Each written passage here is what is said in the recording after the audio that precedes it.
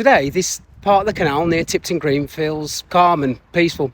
But back in 1644, during the English Civil War, this area witnessed fighting, fear and bloodshed.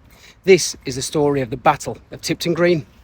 On the 12th of June 1644, this quiet part of Tipton became a battlefield. Today it's Malthouse stables, roads, houses, the canal and everyday life. But nearly 400 years ago, this area was caught up in one of the biggest conflicts in British history, the English Civil War. Now, simply put, this was a war between the King and Parliament. The Royalists supported King Charles I. They believed the King should have the power to rule. The Parliamentarians believed Parliament should have more control and that the King had too much power. And here in the Black Country, that national argument turned into real fighting. Now at the time, Dudley Castle wasn't just a ruin on the hill. It was a working fortress held by the Royalist soldiers loyal to the King. That made it a major target. If Parliament could capture Dudley Castle, they would weaken Royalist power in this part of the Midlands. So, in June 1644, the Parliamentarian commander, the Earl of Denbigh, arrived with soldiers and horsemen and laid siege to the castle. A siege basically means they surrounded it and tried to force it to surrender. But King Charles didn't want to lose Dudley Castle, so he sent Lord Wilmot with a Royalist force to rescue it. Wilmot came up from Oxford, crossing through places like Pensnet Chase, an area we now associate with Merry Hill and the surrounding roads and industrial estates.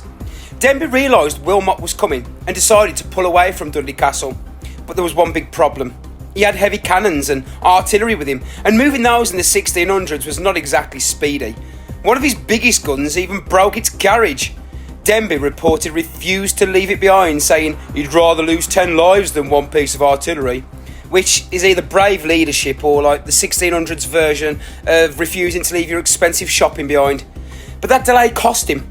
By the time Denbigh's men were ready to move, Wilmot's Royalists had caught up with him there, around Tipton Green.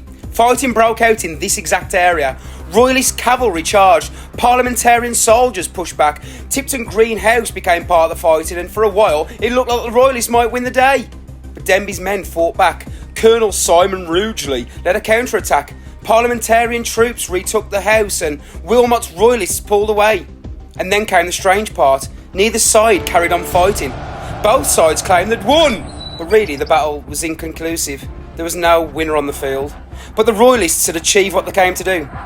The siege of Dudley Castle was lifted, and the castle stayed in Royalist hands until it finally surrendered in May 1646. So the Battle of Tipton Green might not be one of the famous Civil War battles, but locally it mattered.